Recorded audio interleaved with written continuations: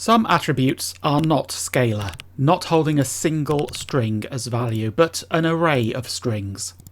A good example is a symbol's port map attribute, which specifies the mapping between concrete model terminals and abstract model port attributes.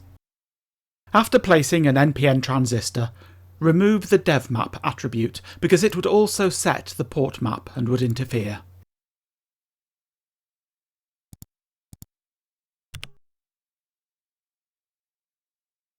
Add a port map attribute with empty value. It is added as a scalar attribute and autocompile will complain about this. Make sure the port map attribute is selected in the attribute editor and click on the Convert to Array button. This changes the attribute from scalar to array, and the compiler no longer complains. At this point, the port map is empty, so output port names are simply copies of terminal names B, C and E. The easiest way to fill in the port map is the Assisted Edit button when code is available for the given attribute.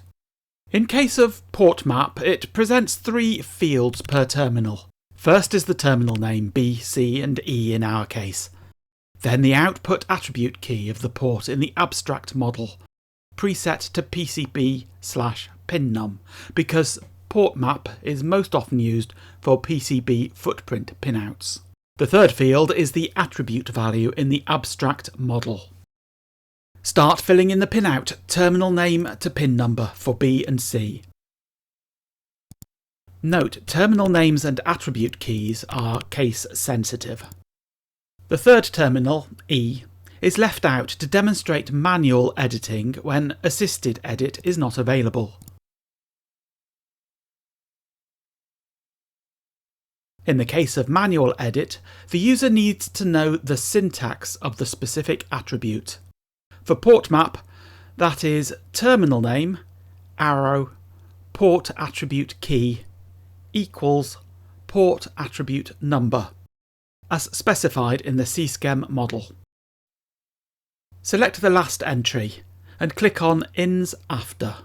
This opens an editor where the new entry can be entered.